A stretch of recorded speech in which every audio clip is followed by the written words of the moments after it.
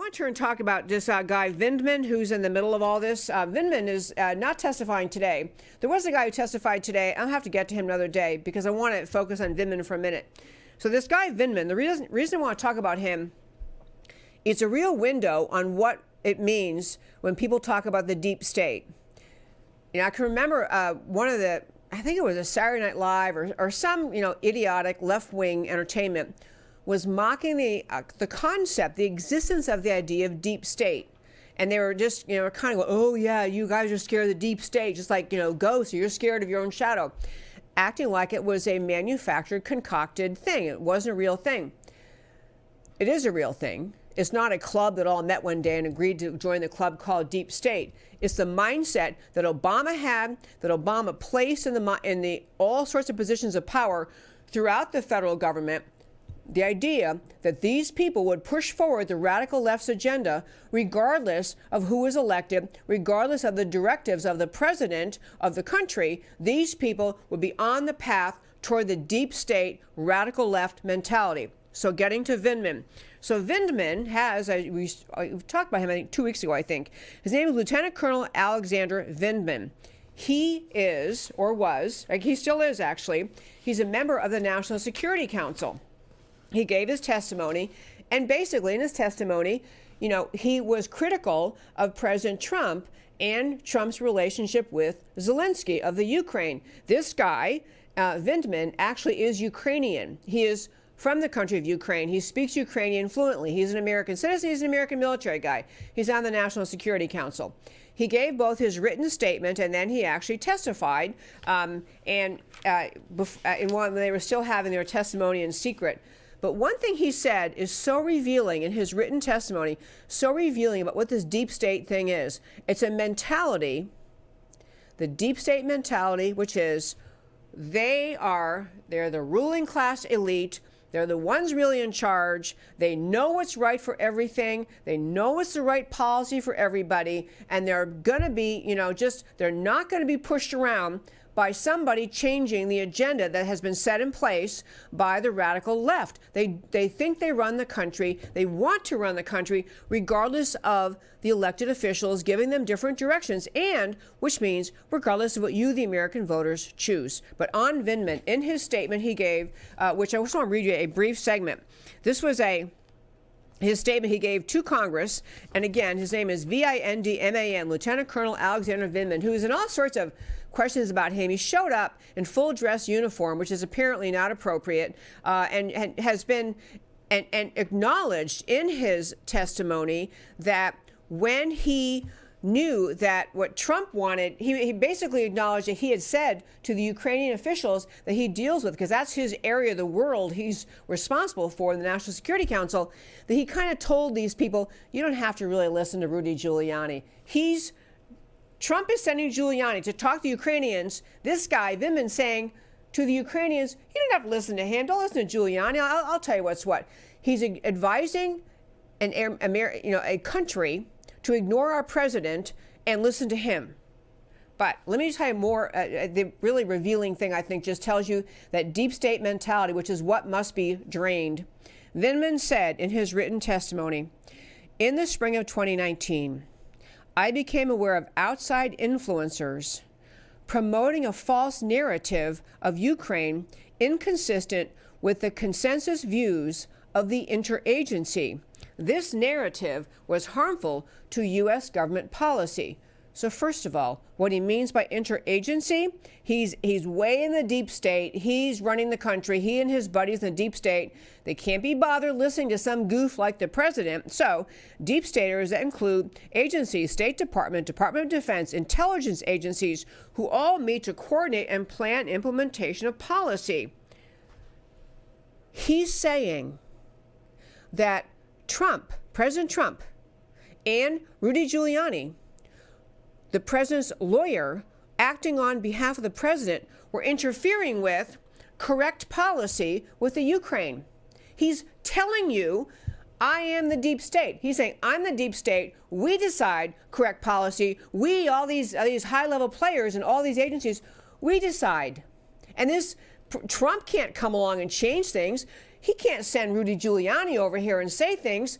I'm in charge. I'm the deep state. This guy is telling you he does not think he has any reason he has to implement the policies of the President of the United States. To be clear, the Constitution is clear. The main person, the person in our country who has direction over foreign policy is the president.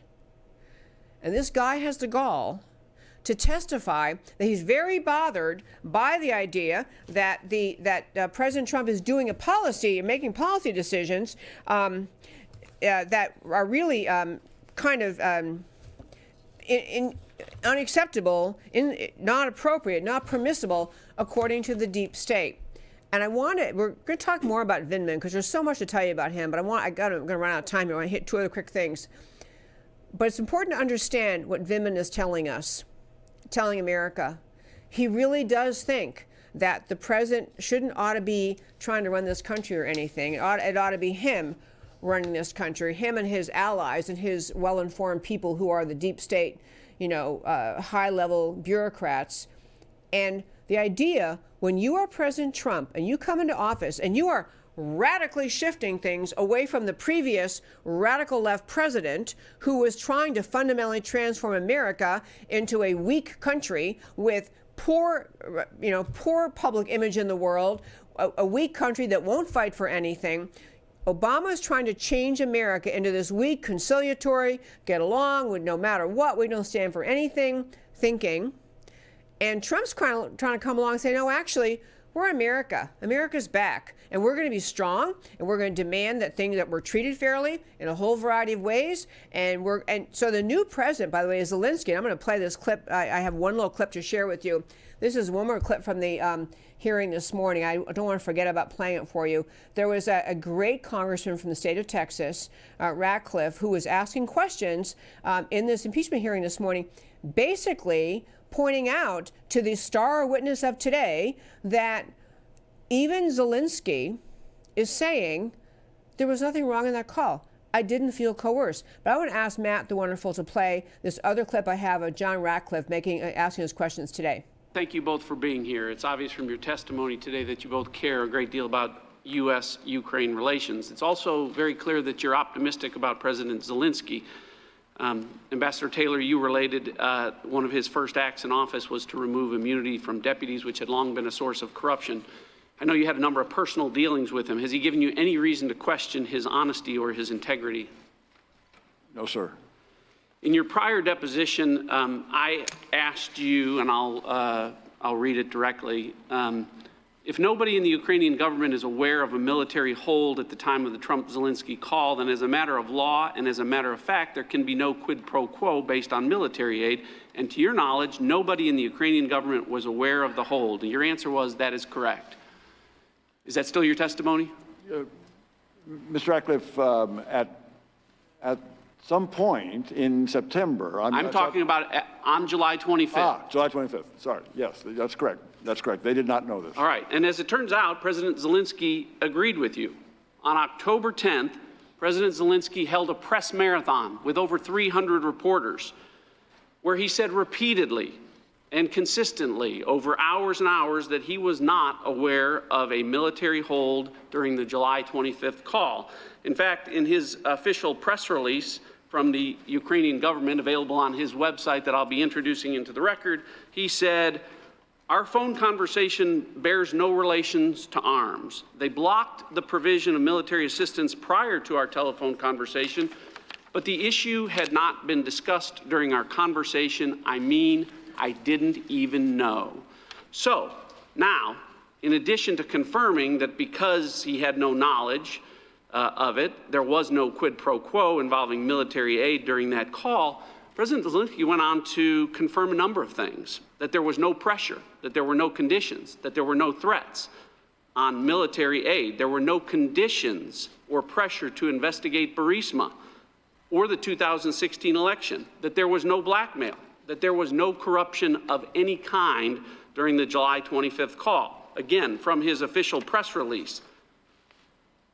Therefore, there was no blackmail because it was not the subject of our conversation with the President of the United States. There were no conditions on the investigation, either because of arms or the situation around Burisma Company.